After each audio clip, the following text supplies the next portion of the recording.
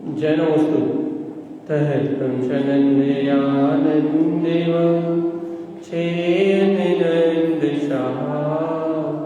परमितत्पदवेन्दप नमियो सिद्धशोभा गुरुवेशे गोपतिरुई गोपति ज्ञान सहकार कारण करण समर्थ मुनि गुरु संसार निवार धर्म जुतो जिनवरनि अर्थति अर्थ है जो भय विनाश भव जो ममल ज्ञान हरे देखो गुरु को धर्म को साक्षी को बारंबार मंगलाचरण श्री कौलवंती श्री ग्रंथराज जी।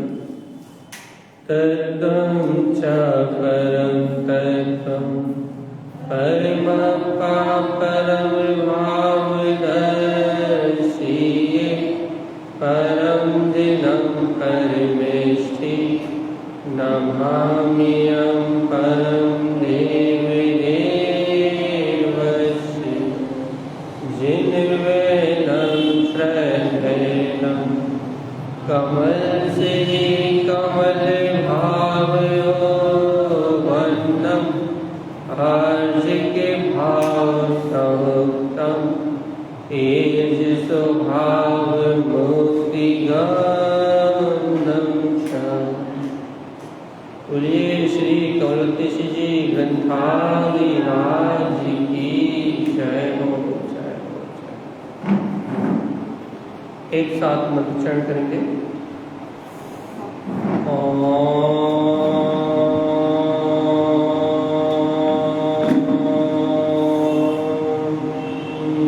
नमः ओम सिद्ध नमो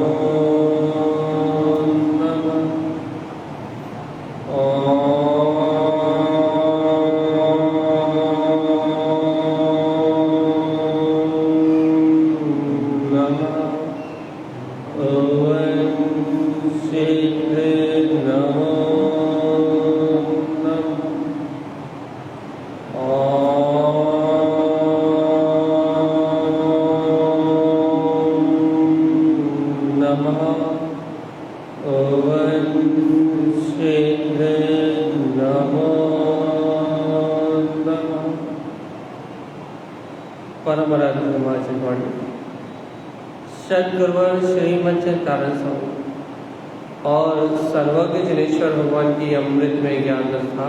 यह है श्री कौलवंती जी ग्रंथराज जी, जहाँ आचार्य गुरुवर श्रीमंच तारण स्वामी आप और हम भक्तजीवों को कमल भाव में रहने की प्रेरणा दे रहे हैं, ज्ञाय भाव में रहने की प्रेरणा दे रहे हैं। और आज का विषय अपन ने चुना था कि मेरा जीव इन संयोगों में रहते हुए भी, इन नाना प्रकार की घटनाओं के बीच में रहते हुए भी मेरा जीव कमल की तरह निर्लिप्त और न्यारा कैसे रह सकता। मैं इस चलने वाले परिणमन के बीच में भी निर्लिप्त और न्यारा कैसे हूँ। ये घटने वाली घटनाएं मेरी जो चैतन्य सत्ता है, जो मेरी चैतन्यता है, ये संसार की घटने वाली घटनाएं मेरी चैतन्यता से बहुत दूर परिणमित हो रही है, बहुत दूर। ये विषय हमने कल रात में लिया था। हम आपको इस विषय पे थोड़ा सा चिंतन देते हैं। आप और हम क्या कह रहे हैं, ये बाहर की होने वाली घटनाएं मेरी चैतन्यता से बहुत दूर परिणमित हो रही है। अब ये बताओ भैया, जब ये बाहर की घटनाएं मेरी चैतन्यता से बहुत दूर परिणमित हो रही हैं, तो मेरी चैतन्यता को प्रभावित क्यों कर रही है? पहले तो ये बताओ, ये बाहर की घटनाएं मेरी चैतन्यता से बहुत दूर परिणमित हो रही हैं, इस बात का प्रमाण बताओ। प्रमाण बताओ जल्दी, प्रमाण बताओ, बोलो जल्दी से बोलो। ये सारी घटनाएं, जितना भी परिणमन चल रहा है, ये मेरी चेतना से कोसों दूर परिणमित हो रहा है। कैसे? कैसे? हाँ,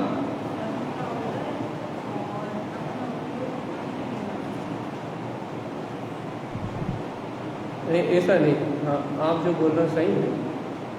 ये जितना भी बाहर का परिणमन चल रहा है, ये मेरी चेतना से बहुत दूर परिणमित हो रहा है, मेरी चेतना में परिणमित नहीं हो रहा।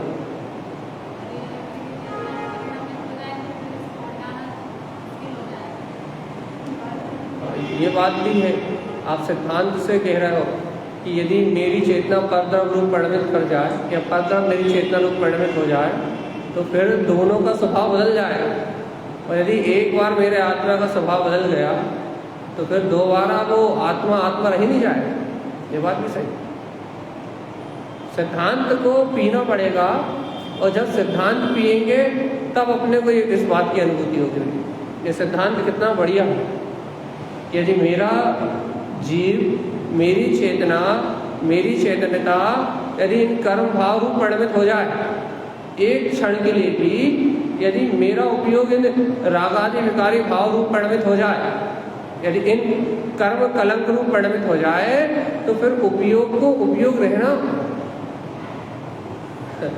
आत्मा में चैतन्यता की शक्ति रहना असंभव है। लेकिन कल हमने इसे बहुत अच्छे से बताया। जैसे कि आपसे हम इतनी सी बात कह रहे हैं कि आपके और हमारे संयोग में जो कर्म है वो दिखाई दे रहा है। इन 9 कर्म का शरीर तो दिखाई दे रहा है कि इसके साथ मेरे आत्मा प्रदेश रह रहा है कि नहीं। और कार्माण शरीर रूप जो कार्माण वर्णाएं दिखाई दे रही हैं, कर्म वर्णाएं, इन कर्म एक कार्माण शरीर के साथ मेरा आत्मा रह रहा है, ये भी दिखाई दे रहा है। दे रहा है कि नहीं दे रहा? दिखाई दे रहा। ये कार्माण शरीर दिखाई देता है कि नहीं? परम परम सूक्ष्म कार्माण शरीर कभी हमें आंखों से दिखाई देने वाला नहीं है, लेकिन संस्कार रूप दिखाई दे रहा है कि नहीं दे रहा? ज्ञानावर्णी, दर्शनावर्णी, अंतराय, मोहिनी, इन कर्म में संस्कार रूप है कि नहीं? नहीं होता तो मेरा जीव सिद्धालय में होता, ऊर्ध्वगमन करता। यदि मेरा जीव संसार में है तो ये कार्बन शरीर भी है, तेजस शरीर भी है, और संयोग में ये औदायिक शरीर भी है। मन वचन काया की प्रवृत्ति है कि नहीं? ये तीनों शरीर है कि नहीं? और इन तीनों शरीर के साथ मन वचन काय के योग की प्रवृत्ति है कि नहीं?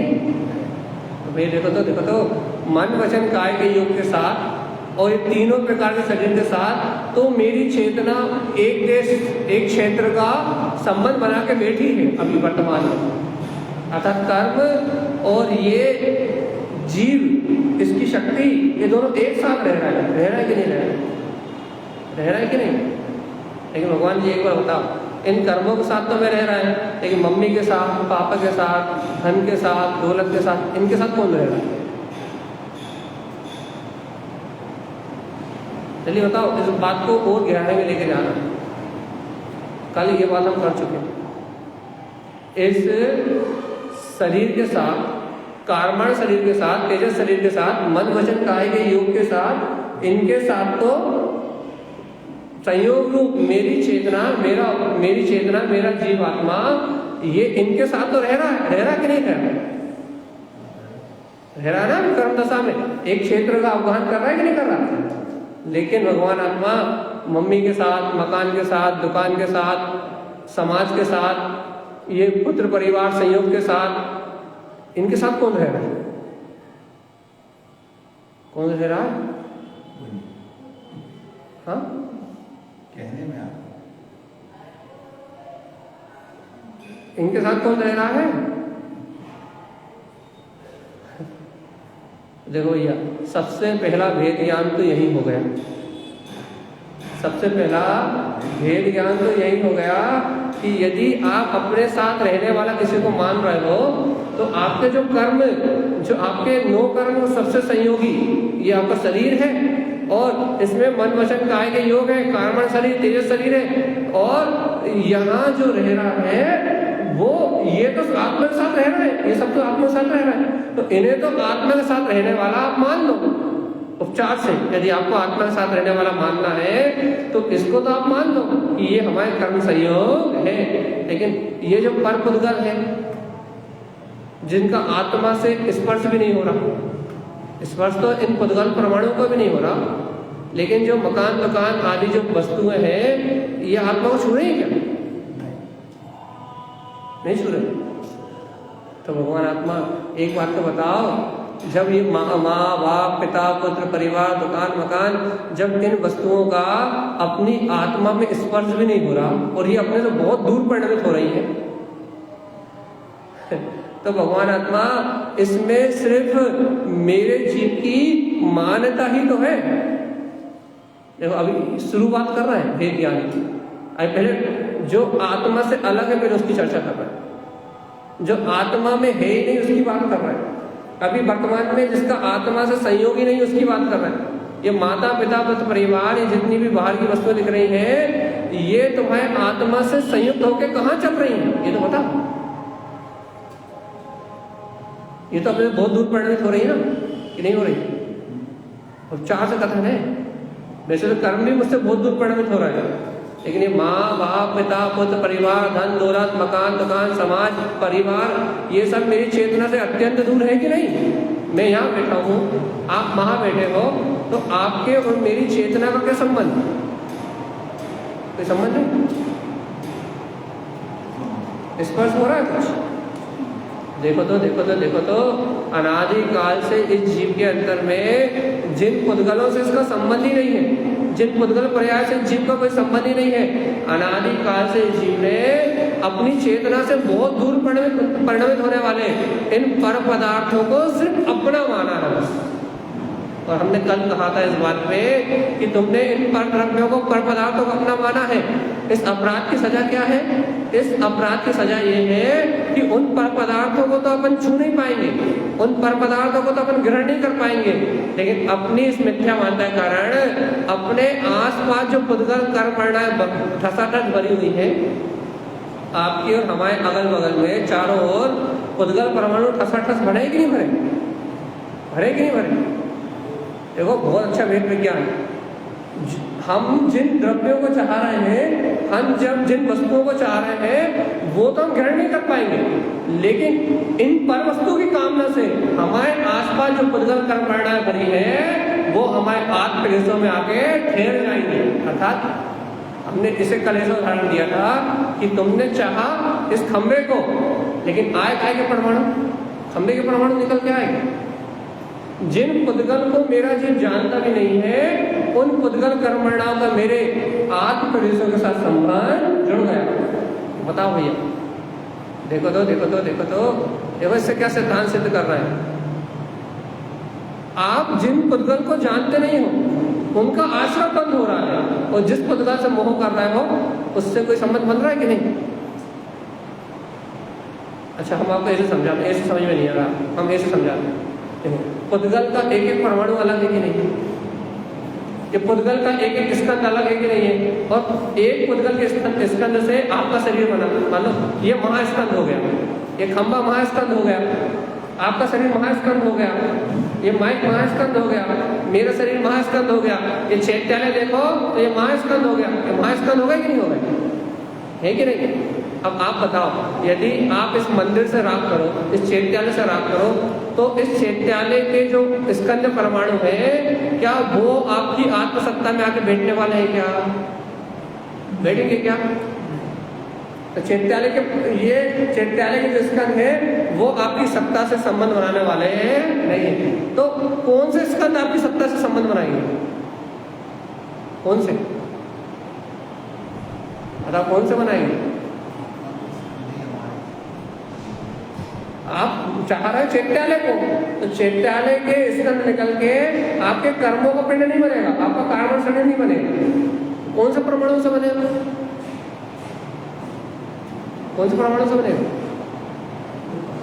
हाँ, बनेगा ना जो मेरे आस पास में जो परमाणु भरे हुए हैं, कार्बन परमाणु भरी हुई है, जो पुद्गल परमाणु भरे हुए हैं, वो मेरे अशुभ भाव का आश्रय लेके मेरी सत्ता में आके बंध जाएंगे। बताओ, इससे हम ये कहना चाह रहे हैं भगवान आत्मा, जिस पुद्गल को तुम चाह रहे हो, जिस पुद्गल पर्याय को तुम चाह रहे हो, वो पुद्गल पर्याय तुम्हारे संयोग में नहीं आ रही, तुम्हारे कर्म उदय में नहीं आ रही, वो तुमसे नहीं बन रही। और जिसको तुम जानते भी नहीं हो, जिस पुद्गल से तुम्हारा कोई संबंध ही नहीं है, जिस पुद्गल परमाणु को तुमने देखा भी नहीं है, वो तुम्हारी सत्ता में आके फेर रहा है। क्यों? कैसी लीला है, चाह रहे हो किसी को और संयोग बन रहा है किसी का। नहीं है बस नहीं है। जैसे कि ये मोबाइल महास्कंद है कि नहीं? देखो, इस बात से अपन गहराई में चलना, जल्दी से पकड़ो इस बात। ये एक मोबाइल में कितने परमाणु हैं? असंख्यात, है कि नहीं? असंख्यात परमाणुओं से मिलकर ये मोबाइल का स्कंद बना रहा। अब इस मोबाइल से मुझे अत्यंत प्रीति है कि नहीं? तो अब इस मोबाइल से मुझे अत्यंत प्रीति होने से, अत्यंत प्रेम होने से, इस मोबाइल का कौन सा परमाणु निकल के मेरे आत्मा में कर्म का रूप बन के आए? कोई सा नहीं बनेगा। तो बताओ, फिर इस मोबाइल से राग करने के कारण से मेरे आत्मा के प्रदेश में कौन से कर्म परमाणु आएंगे? तो अपन जो शुभ अशुभ भाव करके जो कर्म मान रहे हैं, पुद्गल परमाणु का पिंड है ना वो कर्म, कि और कुछ है? समझो तो थोड़ा। जो हम शुभ अशुभ भाव करेंगे, इस मोबाइल से जो अपन राग द्वेष करेंगे, उससे पुद्गल कर्म बनेगी कि नहीं बनेगी? कौन सी बनेगी? मोबाइल की निकल के बनेगी क्या?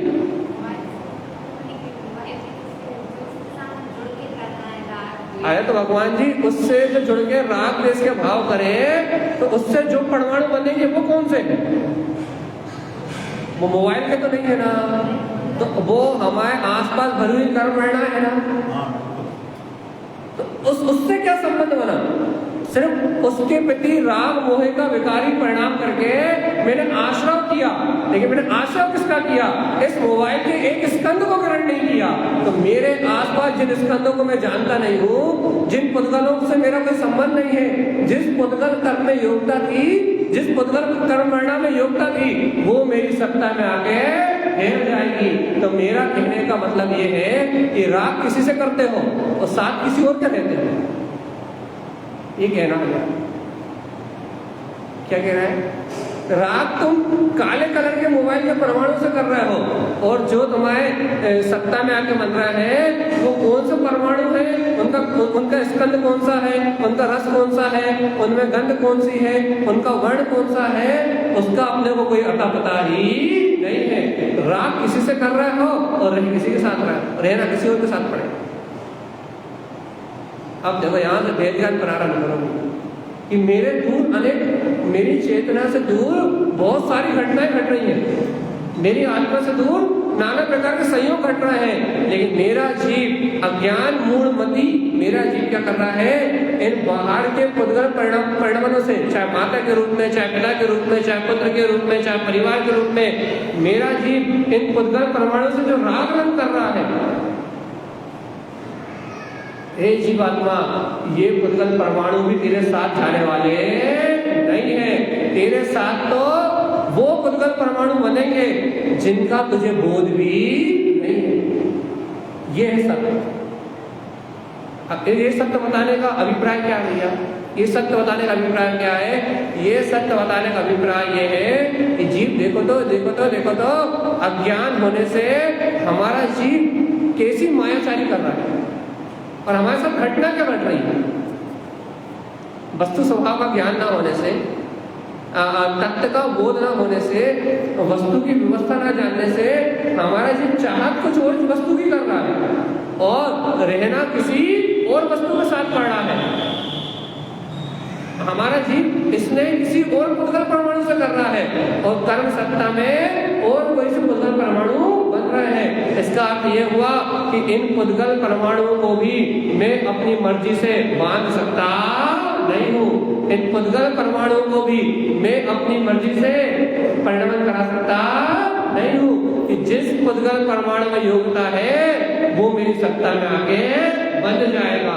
तो जीवात्मा जब इतनी स्वतंत्र व्यवस्था है कि तू अपने अधीन एक उद्गल परमाणु का भी बंद नहीं कर सकता, तो जीवात्मा तू इन सारे जगत का ये इतना अनंत पुद्गल संसार, इस अनंत पुद्गल संसार करता कैसे बन सकता है? बस ये बताने की बात। तुम तो ये कह सकते हो भैया कि मैं अपने मन को परिणमन करा सकता हूँ, मैं अपनी बुद्धि को परिणमन करा सकता हूँ, मैं अपने शरीर को परिणमन करा सकता हूँ। तुम ये तो कह सकते हो कि ये सब मेरे आलिम परिणमन हो रहा है। जीवात्मा पहली बात तो ये है, एक भी पुद्गल परमाणु मेरे आलिम परिणमन नहीं होता, ये बात सत्य है। लेकिन तुम कह रहे हो भाई हाथ तो हम ही उठा रहे हैं, हमें तो ऐसे ही लग रहा है कि हमारा मन हुआ हाथ उठाने का, भाव कर्म से भाव आया हाथ उठाने का, और उस द्रव में, उस हाथ में अपनी क्रियावती शक्ति से उसमें योग्यता थी ऊपर उठने की, तो वो उठ गया। तो क्या करता बुद्धि आ गई? हाथ किसने उठाया?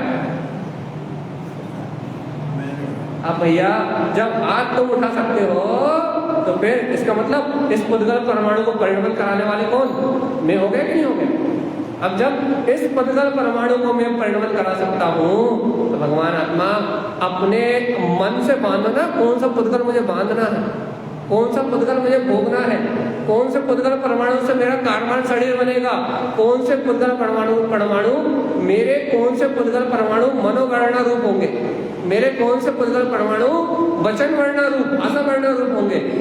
आप ऐसा बंद करके बता, अपनी मर्जी से बांध के बता। बांध सकते हो क्या? अपनी मर्जी से कोई कर्म बांध सकते हो क्या? हम ज्ञानावर्णी कर्म की ये प्रकृति ही मानेंगे, हम दर्शनावर्णी कर्म की यही प्रकृति मानेंगे, हम मोहिनी कर्म की इतनी स्थिति मानेंगे, हम अंतराय कर्म की इतनी स्थिति मानेंगे, इससे ज्यादा नहीं मानेंगे, इससे कम नहीं मानेंगे। मान सकते हो अपनी मर्जी से?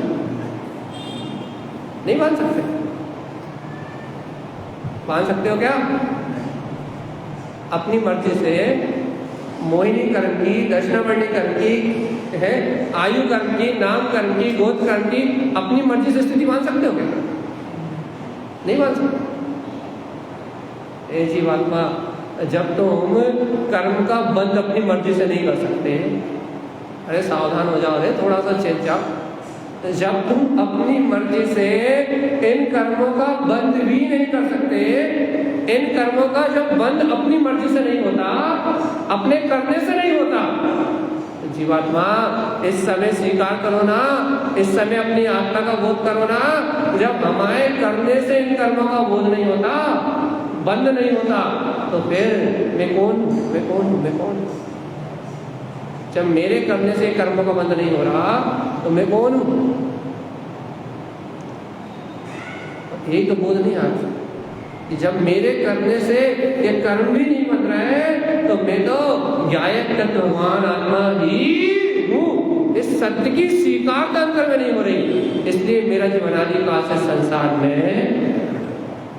अच्छा एक बार बताओ, यदि इन कर्मों का बंद मैं नहीं कर रहा तो इन कर्मों का बंद कैसे हो रहा? कैसे हो रहा? कर्णानियों की चर्चा कर रहे हैं, आत्मा की चर्चा नहीं कर रहे हैं।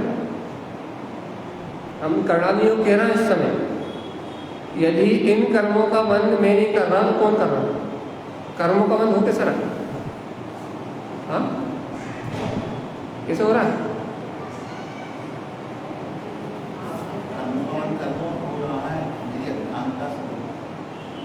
भैया द्रव कर्म से भाव कर्म और भाव कर्म से द्रव कर्म, कर्मों का बंध तो कर्मों के से ही हो रहा है, आत्मा से नहीं हो रहा। आत्मा से यदि कर्म बनते तो सिद्ध भगवान को भी कर्म का बंध होता, लेकिन कर्म का बंध कैसे हो रहा है? द्रव कर्म से भाव कर्म का बंध हो रहा है और भाव कर्म से द्रव कर्म का बंध हो रहा है। इस होने वाले बंध के बीच में भी आत्मा तो अबंध तत्व, गायक तत्व भगवान आत्मा ही है। ये कर्म सिद्ध कर रहे हैं, कर्म सिद्ध कर रहे हैं। द्रव्य कर्म से भाव कर्म और भाव कर्म से द्रव्य कर्म, कर्मों से कर्म का आश्रव, कर्मों से कर्म का बंध और कर्मों में ही कर्म का पूरा परिणाम चल रहा है। मेरा जीवात्मा इन सभी कर्मों से निर्लिप्त न्यारा एकमात्र गायक तत्व परमात्मा ही है। कब इस बात का निश्चय करोगे? ये बताओ, कब निश्चय करोगे?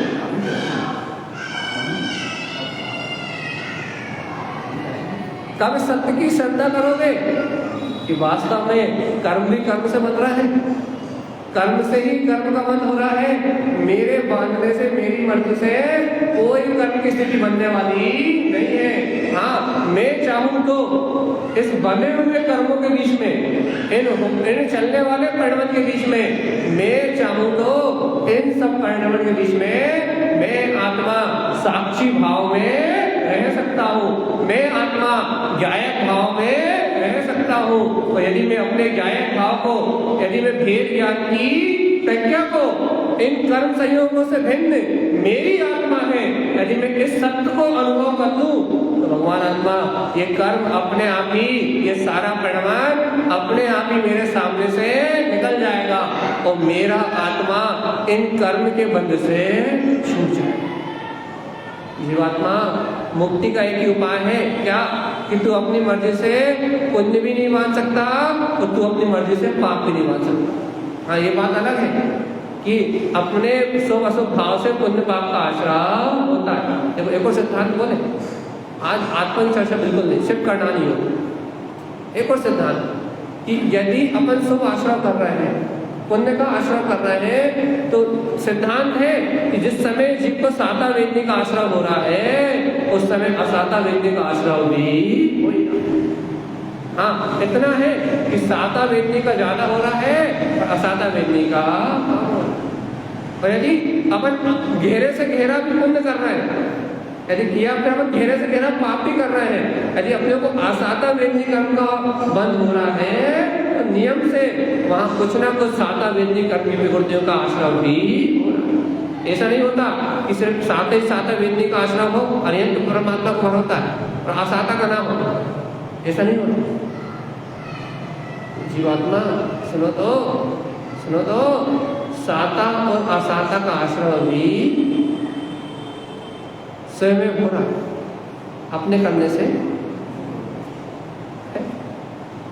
साता और असाता वेदनी कर्म का आश्रय भी स्वयं हो रहा है, मेरे करने से नहीं हो रहा। अब जीवात्मा जब तुम पुण्य पाप भी नहीं मान सकते, शुभ अशुभ भाव भी नहीं कर सकते, तो इस समय ये स्वीकार क्यों नहीं करते कि इन शुभ अशुभ भाव से, इन पुण्य पाप की पर्याय से भिन्न मैं तो एक अविनाशी गायक तत्व परमात्मा ही हूँ। मेरी ध्रुव चेतना, मेरी ध्रुव चेतन सत्ता का इन पर्याय भाव से कोई लेना देना भी नहीं है। ऐसा अकर्ता अभोक्ता स्वभावी गायक तत्व भगवान आत्मा ही मैं। इस सत्य को भजनदार क्यों नहीं करते? क्यों? अरे ये इन पुद्गल के परिणमन में, इस पुद्गल के कर्ता बन के क्यों आत्मा अपनी दुर्गति कर रहे हो रे जी? है ये बताओ तो, अंतर में भेद ज्ञान प्रकट क्यों नहीं होता? बताओ, काय के जिम्मेदार बने हो, कर्मों के कर्ता बने हो। यही सोच रहा ना कि अच्छे अच्छे कर्म मैं कर लूंगा, यही सोच रहा ना कि बुरे बुरे कर्म मैं नहीं करूंगा, यही सोच रहा है, नहीं सोच रहा। शुभ शुभ भाव मैं कर लूंगा, शुभ शुभ क्रिया मैं कर लूंगा और अशुभ अशुभ क्रिया मैं नहीं करूंगा, ऐसे सोच रहा हो ना। लेकिन एक बात बताओ भैया, क्या घर में सहयोग में रहते रहते ऐसा संभव है कि सुबह से लेकर शाम तक शुभ शुभ भाव चले और अशुभ अशुभ भाव ना चले? संभव है क्या? यह ऐसा संभव है कि अशुभ अशुभ भाव चले और शुभ भाव बिल्कुल भी ना आए? ऐसा भी संभव है? बताओ भैया। यदि दिन रात, यदि बहुत अच्छे सुनो, यदि दिन रात अपन चौके में काम कर ले तो शाम को घबराहट होती है कि शाम को मंदिर जाए, होती कि नहीं होती? सुबह दिन रात अगर पाप में लगे रहे तो सुबह अपने आप ही भाव होते हैं कि नमोकार मंत्र पढ़ लो, स्तुति पढ़ लो, भजन पढ़ लो, भक्ति पढ़ लो, और थोड़ी देर बाद भजन भक्ति पढ़ लो, नमोकार मंत्र पढ़ लो, मंदिर आ जाओ, तो फिर थोड़ी देर बाद घर में भोजन बनाने के, राग रंग के, परिग्रह के, दुनिया के काम करने के, निंदा चुगली बुलाई के और ईर्षा चुगली के सारे भाव अपने आप ही होते कि नहीं होते? भगवान जी सुबह सुबह शुभ भाव भी अपने आप होते हैं और बाकी अशुभ भाव भी अपने आप होते हैं। और जीवात्मा जब ये शुभ अशुभ भाव भी ऑटोमेटिक हो रहे हैं,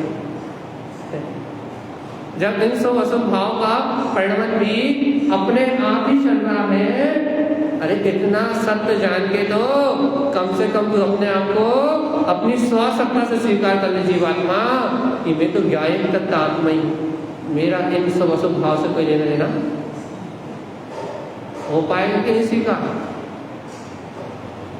अच्छा बताओ, एक बार बताओ, क्या हम इस शुभ अशुभ भाव से अलग अपने आत्मा को स्वीकार कर सकते हैं?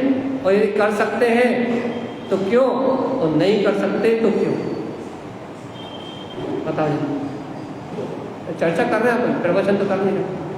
अब हमारे प्रश्न का जवाब दे दो, क्या हम इस शुभ अशुभ भाव को करता है? यदि है तो कैसे, और नहीं है तो क्यों? बोलो बोलो। सही स्पष्ट, जितना स्पष्ट प्रश्न है उतना स्पष्ट आंसर चाहिए।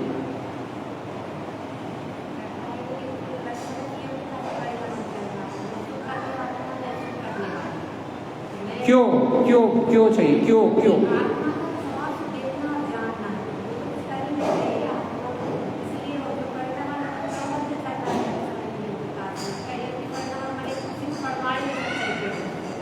सही है और स्पष्ट बोलो, बता दीजिए क्यों?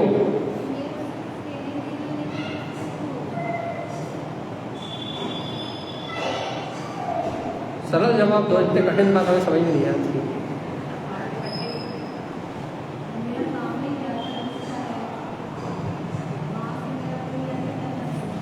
हमने प्रश्न ये किया है, यदि मैं शुभ अशुभ भाव का करता हूं तो कैसे कैसे हूँ? अच्छा ये बताओ, यदि मैं शुभ अशुभ भाव का करता हूँ तो कैसे हूँ?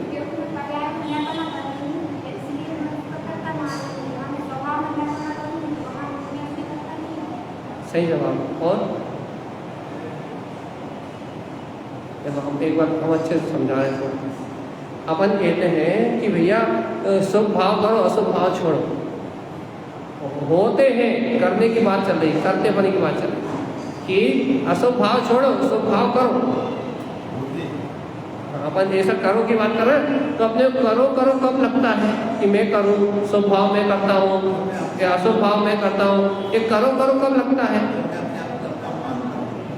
सीधी बात है, जब जीव पर में अपनी कर्ता बुद्धि लगाता है, जब जीव संयोग में अपने आप को कर्ता मानता है, तब ऐसा लगता है कि शुभ भाव मैं कर रहा हूँ, अशुभ भाव मैं कर रहा हूँ। ऐसा क्यों लगता है कि शुभ अशुभ मैं कर रहा हूँ? क्योंकि भैया जीव को अनादिकाल से इस पर पुद्गल में कर्तव्य की मानता ही पड़ी हुई है। कर्ता बुद्धि से रखता है कि शुभ क्रिया में करूंगा, अशुभ क्रिया में करूंगा, शुभ भाव में करूंगा, अशुभ भाव में करूंगा, ये सारा शुभ अशुभ परिणमन मेरे द्वारा होता है।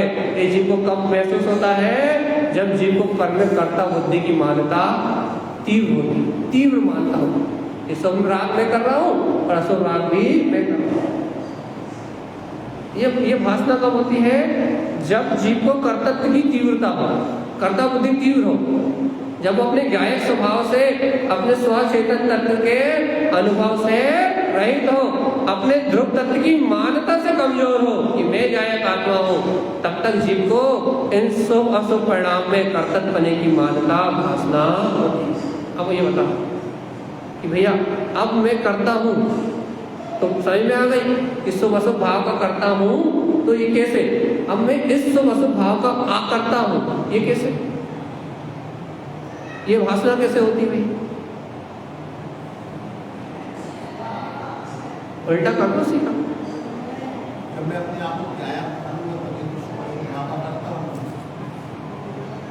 सही बात तो यही भैया, जब तक मुझे अपनी स्वचेतना का अस्तित्व स्वीकार नहीं होगा कि मैं तो इस पुद्गल पर्याय से भिन्न ज्ञायक तत्व भगवान आत्मा ही हूँ, मेरे ज्ञायक स्वभाव में रहने से पाप आश्रम टलते हैं, अशुभ भाव टलते हैं और शुभ भाव स्वयं ही होते हैं। शुभ भाव का होना भी मेरा पुरुषार्थ नहीं है। मेरा पुरुषार्थ तो अपने गायक मात्र स्वभाव में डटे रहना है। शुभ भाव होता है, जीव उसका करता नहीं है। इसका प्रमाण ये है कि शुभ और अशुभ भाव सिद्ध भगवंतों के आत्मा में पाए जाते नहीं है, वे अपने शुद्ध भाव में स्थित है। इसका मतलब ये है कि आत्मा में शुभ अशुभ भाव करने की सामर्थ्य नहीं। अब ये बताओ भैया, जब आत्मा में शुभ अशुभ भाव करने की सामर्थ्य नहीं है तो मैं उन शुभ अशुभ भाव को कर कैसे सकता हूं? होते हुए परिणाम में अपनापन लगा रहे हैं, अज्ञानवश होते हुए राग देश के भाव में, पुण्य पाप की क्रिया में, होने वाले घटने वाले परिणाम में बेमतलब में कर्ता बुद्धि लगा रहे हैं कि मैं कर रहा हूँ, मैं कर रहा हूँ, मैं कर रहा हूँ, मेरे द्वारा ये सारा परिणाम हो रहा है। चलती हुई परिणाम की धारा में कर्तव्य बुद्धि लगा रहे हैं, इसलिए आपका और हमारा जीव अनंत दुखों को भोग रहा है। ए जीवात्मा, ए जीवात्मा, आज तो मनुष्य भाव मिला है, आज तो जिनेन्द्र भगवान की वाणी मिली है, आज तो आत्मा से परमात्मा होने का मार्ग मिला है, आज तो जिनेन्द्र भगवान की वाणी तुझे चेता रही है कि तू स्वयं भगवान है। आज तो तू स्वीकार कर ले कि मैं शुद्ध भाव में गायक तत्व परमात्मा ही हूँ। मेरे गायक स्वभाव के अलावा मेरा और कोई अपना नहीं। शुद्ध भाव किसे कहते हैं? शुद्ध उपयोग में लीन होने रूप शुद्ध भाव जिस दिन प्रकट होगा वो बात तो बहुत दूर की है। अरे मैं गायक तत्व भगवान आत्मा हूँ, ये जो भाव है ये शुद्ध भाव है, और इस शुद्ध भाव के प्रकट होने से, इस शुद्ध भाव के प्रकट होने से अपने आप ही ये जीव राग आदि चलने वाले परिणाम से स्वयं ही भिन्न हो जाता है। अरे जीवात्मा, अपने शुद्ध भाव को पकड़ो ना, क्यों राग देश की अशुद्ध भावना को अपना मान रहे हो? क्यों करता बन रहे हो कि राग का करता हूँ, द्वेष का करता हूँ, पर पर्याय परिणमन को, संयोगों को परिणमन करा सकता हूँ? क्यों पर द्रव्य के जिम्मेदार बन रहे हो जीवात्मा? यदि जिम्मेदारी लेना ही चाहते हो तो मैं ज्ञाता निष्ठा गायक तत्व भगवान आत्मा जानता हूँ और देखता हूँ। मेरा जानने देखने के अलावा कोई दूसरा काम है क्या? जाननहार, मैं जाननहार, मैं जाननहार सत्ता, जानने देखने के अलावा मेरा कोई दूसरा काम नहीं है। हे जीवात्मा, जब जानने देखने के अलावा कोई दूसरा काम मेरा जीव नहीं करता तो आज ही स्वीकार कर लो ना कि ये सारा पुद्गल का परिणाम मेरी चेतना से भिन्न है। और मैं अविनाशी गायक तत्व भगवान आत्मा इसी समय सिद्ध हूँ, शुद्ध हूँ और मुक्त हूँ। आज इस समय इस पल अपने चैतन्य आत्मा के होने की, अपने ध्रुव तत्व परमात्मा के अपने अंतर में होने की स्वानुभूति को प्रकट कर लो ना कि अरे स्वीकार कर लो ना, स्वीकार कर लो ना, स्वीकार कर लो ना कि मैं ही कौन हूँ? स्त्री, पुरुष, रागी, द्वेषी, कामी, क्रोधी, मोही, लोभी, कौन हूँ? खाने वाला, सोने वाला, उठने वाला, बैठने वाला, कौन? हे भव्य आत्मा, आज इस परम सत्य को स्वीकार कर दो ना, आज इस परम सत्य को स्वानुभूति में प्रकट कर दो ना। आज से ही मोक्ष का मार्ग प्रारंभ करो ना। कल का इंतजार क्यों कर रहे हो? कब मेरा जीव मुक्त होगा? अरे अपनी मुक्ति का इंतजार क्यों कर रहे हो? आज ही इन पर पर्याय से भिन्न होके अपने मुक्त स्वभाव का अनुभव करो ना कि मेरा गायक तत्व भगवान आत्मा तो इन पर्याय धाराओं से मुक्त ही है। अपने स्व चतुष्टय का आनंद लो ना, अपने आत्मा का तीव्र आनंद लो ना। क्यों पर के करता धरता जिम्मेदार बन के क्यों कर्तव्य बुद्धि का पोषण कर रहे हो? क्यों दुर्गति में जाने की यात्रा तैयार कर रहे हो? सुनो, बाहर के परिणाम से तुम्हारा कुछ नहीं बिगड़ने वाला। कब? जब तुम कमल की तरह खिले रहो कि मैं आत्मा, शुद्धात्मा, परिपूर्ण परमात्मा ही हूँ। जब तुम चैतन्य कमल के भाव से प्रफुल्लित और आनंदित रहो तो इस बाहर के परिणमन से तुम्हारी आत्मा कुछ बिगड़ने वाला नहीं है। लेकिन जीवात्मा अपने चैतन्य के आनंद को छोड़ के यदि पर के कर्ता भोक्ता बन गए तो मेरा जीव दुर्गति में जाए बिना रहने वाला। बताओ क्या चाहते हो? अपनी अतीन्द्रिय आत्मा का परम सुख या अनादि अनंत काल से कर्तव्य भोक्तत्व की मानता करके इस संसार के जन्म मरण के दुख?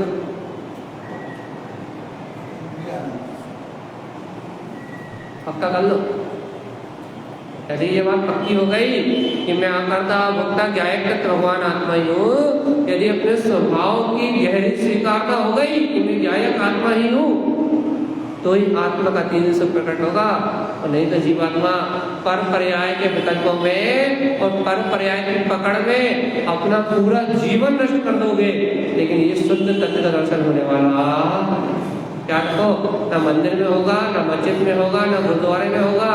अरे सुन लो जीवात्मा, इन पुद्गल की किसी भी अवस्था में वो परमात्मा तत्व नहीं मिलेगा। इस पुद्गल, इस शरीर आदि संयोग से भिन्न होके ही उस आत्मा का अनुभव किया जा सकता है। जी इन पुद्गल पर्यायों से, इस चलने वाले परिणमन से अलग होकर ही उस चैतन्य तत्व का अनुभव किया जा सकता है। उसके अलावा इन संयोगों से भिन्न हुए बिना उस परमात्मा सत्ता का अनुभव नहीं किया जा सकता। बताओ जीवात्मा, कितनी देर और लगेगी, कितने जन्म और लगेंगे ये स्वीकार करने में? ये पर का परिणमन तो स्वयं हो रहा है और मैं तो सिद्धों के समान शाश्वत सिद्ध स्वरूपी परमात्मा ही हूँ। कितना समय लगेगा इस सत्य को अपने अनुभव में व्यक्त करने के लिए? कितनी देर लगेगी? कितने जन्म लगेंगे? चलिए बताओ। और टाइम हो रहा है 10 मिनट मात्र बचे बस। कितना समय लगेगा? जीवात्मा सुनो रे, यदि अभी तुम्हारी चेतना ने इस परम सत्य को स्वीकार नहीं किया, इस क्षण तुम्हारी चेतना ने इस सत्य को स्वीकार नहीं किया, ये सुनने का परिणमन भिन्न है, बोलने वाला भिन्न है, यहाँ जो बैठा है वो भिन्न है, और इस सारे पर्याय धारा से मेरा शाश्वत सिद्ध स्वरूप भिन्न है। यदि इस समय तुमने इस परम सत्य को स्वीकार नहीं किया तो ये सत्य फिर दोबारा स्वीकार होने का अवसर मिले, इस बात की कोई गारंटी नहीं। अरे सुन लो रे, इसके बाद अगले समय तुम्हारा आयुष कर्म के निषेध बचे और तुम मरण करके 1 इंद्रिय 2 इंद्रिय 3 इंद्रिय पर्याय में चले जाओ तो वहां ये सत्य स्वीकार होने वाला, वहां इस शक्ति की अनुभूति होने वाली नहीं है। मान लो अभी मेरा आयुष काल पूरा हो जाए और मैं मरण करके मक्खी की पर्याय में प्रकट हो जाऊं, मच्छर की पर्याय में प्रकट हो जाऊं, अन्य मत में प्रकट हो जाऊं, अन्य मत में मेरा जन्म हो जाए, अरे ये असंगी पर्याय में यदि मैं चला जाऊं तो क्या मैं इस भेद ज्ञान को प्रकट कर सकता हूं? प्रकट हो सकता होने वाला है। तो ये बात निश्चित है जीवात्मा, अगले समय 1 सेकंड बाद, 2 सेकंड बाद, 10 सेकंड बाद, आधे घंटे बाद तुम्हें इस परम सत्य को स्वीकार करने का अवसर मिले या ना मिले, इस बात की कोई गारंटी नहीं है। लेकिन हे जीवात्मा, यदि तू अपना पुरुषार्थ प्रकट करे, यदि तू इस समय अपनी चैतन्यता को पहचाने, यदि इस पल तुझे जिनेन्द्र भगवान के वचन स्वीकार हो तो तू इस समय, इस घड़ी, इस पल, इस क्षण ये स्वीकार कर सकता है कि मैं ज्ञायक तत्व परमात्मा ही हूँ। वही तू इस घड़ी इस सत्य को स्वीकार कर लेगा तो फिर इस जगत में कोई भी पर्याय तेरा बाल बाका करने में सामर्थ नहीं है। क्यों? क्योंकि सारा बाहर का परिणमन तो कर्म उदय जन स्वतंत्र परिणमन कर रहा है, लेकिन मैं आत्मा, मैं चेतन आत्मा इससे भिन्न, स्वतंत्र, स्वाधीन, स्वतंत्र स्वाधीन मात्र गायक तत्व भगवान आत्मा ही हूँ। मुझ में मेरी निज चेतना बरत रही है। आज भी सिद्धों के समान मेरा स्वभाव मेरे अंतर में है। अरे पढ़ते थे हो, जो निरोध में सो ही मुझ में, सो ही मोक्ष मझार। निश्चय वेद कछु भी नाही, भेद किन्हें संसार। कहते तो हो, मानते क्यों नहीं हो जीवात्मा? जो निरोध में सो ही मुझ में, सो ही मोक्ष मझार। मानते क्यों नहीं हो कि वो शाश्वत सिद्ध सत्ता, वो गायक परमात्मा, वो चैतन्य में आत्मा सदा काल मेरे अंदर में भरत रहा है। अभी इसी समय क्यों नहीं मानते? और याद रखना, अगला क्षण इस सत्य को स्वीकार करने मिले या ना मिले, अगली श्वास इस सत्य को स्वीकार करने के लिए तुम्हें लौट के आए, निकली हुई सांस लौट के वापस आए, इस बात की कोई गारंटी नहीं है। लेकिन अंतिम सांस में भी तुमने ये स्वीकार कर लिया कि मैं तो गायक भगवान आत्मा ही हूँ, तो तुम्हारा निर्वाण निश्चित है, मुक्ति निश्चित है। निकलने वाली सांस लौट के वापस आएगी कि नहीं आएगी, इसकी कोई गारंटी नहीं है। लेकिन तुमने यदि इस अंतिम सांस में भी ये स्वीकार कर लिया कि मैं चिदानंद आत्मा इस बाहर के सारे परिणाम से भिन्न हूँ, गायक हूँ, तो तुम्हारी मुक्ति होगी, इस बात की पूरी गारंटी है। एक ही नहीं विश्वास। आने वाली सांस का, जाने वाली श्वास का कोई हिसाब है? अगली आएगी कि नहीं आएगी? नहीं। लेकिन ये पक्की गारंटी है, मैं आत्मा हूं, यदि स्वीकार हो गया तो निर्वाण होगा, होगा, होगा। किस पे विश्वास कर रहे हो? बाहर के परिणाम पे, आने जाने वाली श्वास पे, पुत्र परिवार रूप संयोग जो मिले हैं, इन मिलने जुलने वाली घटनाओं पे, ये बाहर में कर्म संयोग मिले हैं, इन कर्म संयोगों पे किस पे विश्वास कर रहे हो? इन मन वचन काय की क्रिया पे, शुभ अशुभ भाव पे, या मैं ध्रुव आत्मा हूँ अपनी चेतना पे, किस पे विश्वास करो? बताओ। दो है तुम्हारे सामने, मन है, वचन है, काय है, घटने वाला पुत्र है, परिवार है, ये दुनिया है, समाज है, ये बोलना है, ये बताना है, ये पूरी भीड़ है। तुम इन सब बाहरी संयोगों को स्वीकार कर रहे हो या इस देह देवालय में बैठे हुए अपने देव को स्वीकार कर रहे हो? किसको स्वीकार कर रहे हो? किसको महत्व दे रहा हो? किसकी मान्यता कर रहे हो? ये भीड़ की, कर्मों के मेले में तो किसको स्वीकार कर रहा है? इन कर्मों के अधीन घटने वाले एक एक समय के पुद्गल के परिणाम को, या इन कर्म धाराओं से रहित अपने स्व चतुष्टय में गायक तत्व भगवान आत्मा को किसको स्वीकार कर रहा है? इन कर्मों की भीड़ में किसको स्वीकार करेगा? पुत्र परिवार के मोह को, या मैं हकीकत भगवान आत्मा, इन पर पदार्थों से मेरा कोई लेना देना नहीं, इस परम सत्य को किसे स्वीकार करेगा? ऐसी तेरी चेतना किसको स्वीकार करेगी? बाहर के परिणाम को, मूर्छा होने के कारण, मोह होने के कारण, पर को ग्रहण करने की भावना होने के कारण तू इस बाहर घटने वाले परिणाम को स्वीकार करेगा, या इस बाहर के परिणाम से भिन्न मैं गायक आत्मा हूँ, अंतर आत्मा का जागरण होने से, भेद ज्ञान होने से स्वशक्ति को, स्वतत्व भगवान आत्मा को स्वीकार करेगा? पता जी किसको स्वीकार करेगा?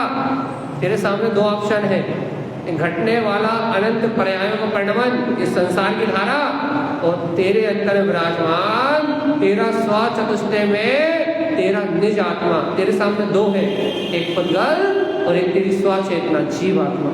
इसको स्वीकार करें?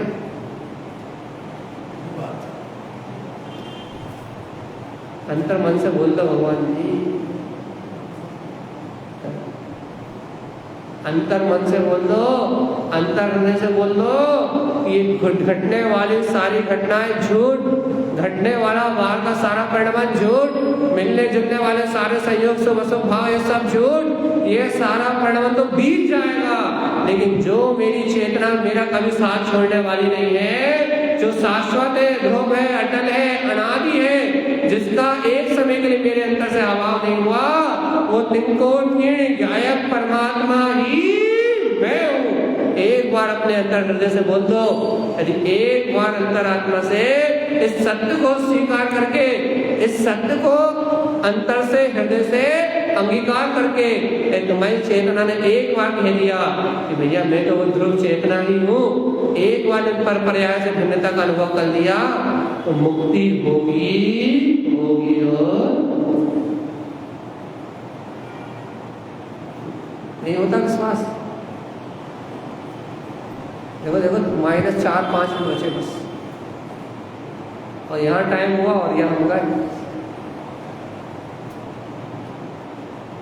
अरे एक एक मिनट कीमती है रे जीवात्मा, एक एक सेकंड, जैसे कि एक एक श्वास आ रही जा रही ना, तो एक एक श्वास में हमारा मरण का समय निकट आ रहा है। ये शरीर छूटने का समय, जितनी सांस जा रही है उतना जल्दी हमारा जीवन जा रहा है। तो जैसे जैसे श्वास जा रही है तो मृत्यु की घड़ी निकट आ रही है। तो हम मरने के लिए बर्थडे मना रहे हैं कि हम बहुत जल्दी मरने वाले हैं, हम 80 साल के हो गए, 50 साल के, 40 साल के हो गए, तो हम मरने वाले हैं। तो क्या करो, हमारा जन्म हुआ तो उसका जन्मदिन मना लो। हर साल 1 साल कम होने की खुशी मनाते कि नहीं मनाते? मनुष्य भाव का 1 साल कम हो गया और नरक जाने के लिए 1 साल पास आ गया, तो हर बार बर्थडे सेलिब्रेट करते हैं। क्यों क्यों करते हैं? कि नरक जाने का समय आ गया और मनुष्य भाव निकलने का समय पूरा हो गया। तो हर साल जन्मदिन मनाया जाता है ना, मरने की खुशी में और गाय की खुशी। जीवन तो घट रहा, मरने की खुशी में तो मनाओ। अब तो माइनस में गाड़ी चल रही है तो मरने की खुशी मन रहा है। भगवान जी जैसे हर साल हर बर्थडे पे या हर श्वास के साथ आयुष कर्म के निषेध कर रहे हैं और हमारी आयु घट रही है, ऐसे जीवात्मा ये मनुष्य भाव की आयु घट रही है। मतलब ये एक एक सेकंड जो निकल रहा है ना, 1 घंटे जो आपको तत्व चर्चा सुनने के लिए मिला, ये जो एक एक सेकंड निकल रहा है ना, ये उसी आयु के निषेध की तरह है। एक एक सेकंड उस आयु के निषेध की तरह कर रहा है, एक एक सांस निकल रही है। और यदि इस तत्व चर्चा के बीच में, यदि इस भगवान की वाणी के बीच में तुमने इस समय में इन स्वभाव के इन निमित्तों के बीच में यदि तुमने इस समय उस गायक क्षेत्र को स्वीकार कर लिया, उसको अंतर में पक्का निर्णय कर लिया कि हाँ मैं गायक क्षेत्र ही हूँ, तो समझो कार्य की सिद्धि हो गई। और यदि तत्व चर्चा का समय निकल गया तो फिर तुम अपने विकल्पों में और फिर उन्हीं क्रियाओं में मस्त हो जाओगे जिसमें ये जीवन अनादि काल से डूबा हुआ है। और फिर इस आत्मा को अवसर मिलने वाला इतने ही समय है जितने समय घड़ी 9:35 नहीं कर रही, बस उतने ही समय 8:35 में शुरू किए थे और इसने 9:35 कह दिए तो काम खत्म। इतना ही है बस, क्या करना है?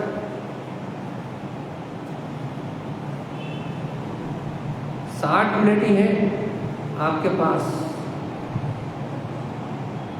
यदि यहाँ आपने स्वीकार कर लिया तो नीचे जाके सुरत में रहेगा, चौके में सुरत में रहेगा, दुकान मकान के कार्यों के बीच में सुरत में रहेगा।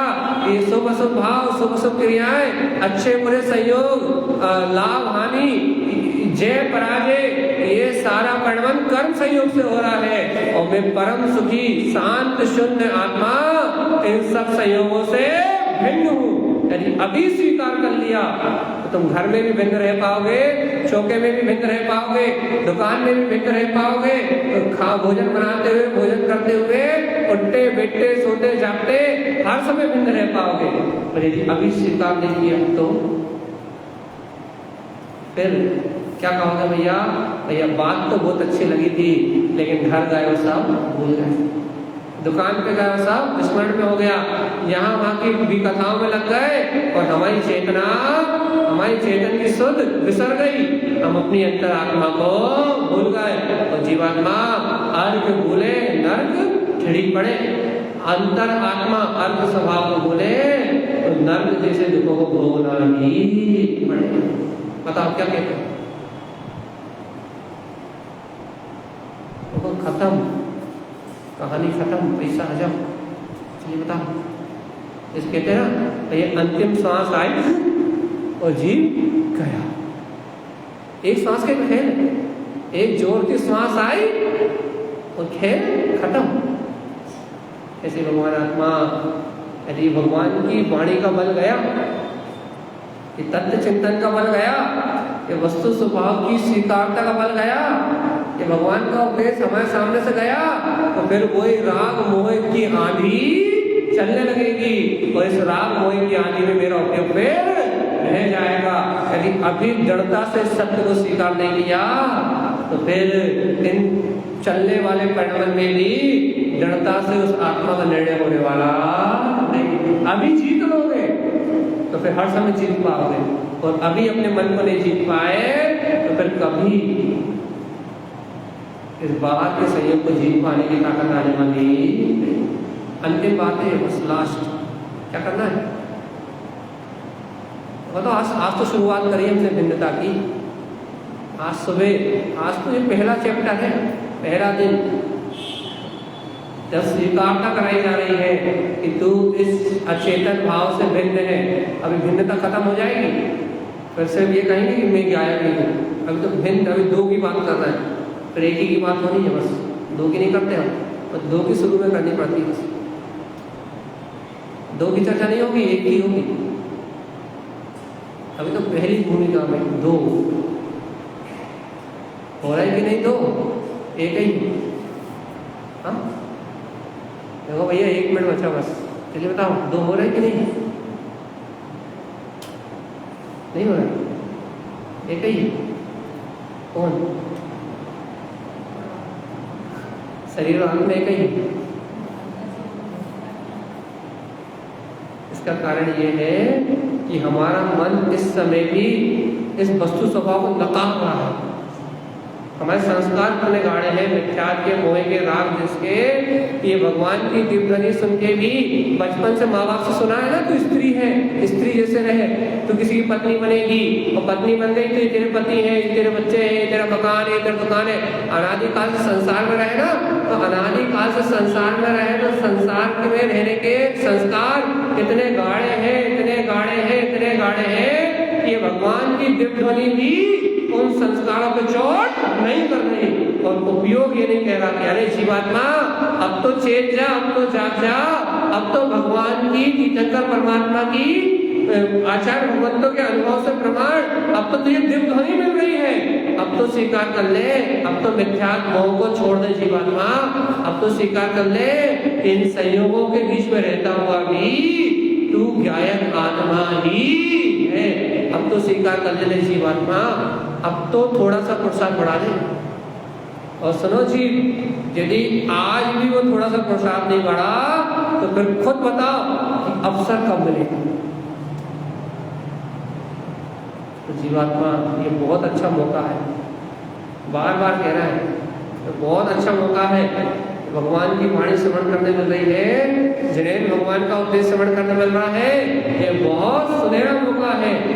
इस समय ये सत्य स्वीकार हो गया तो मेरा आत्मा इस अनंत संसार के परिपूर्ण से छूट जाएगा, और यदि इस समय सत्य स्वीकार नहीं हुआ तो मेरा जीव अनंत काल के लिए इस संसार में भटक जाएगा।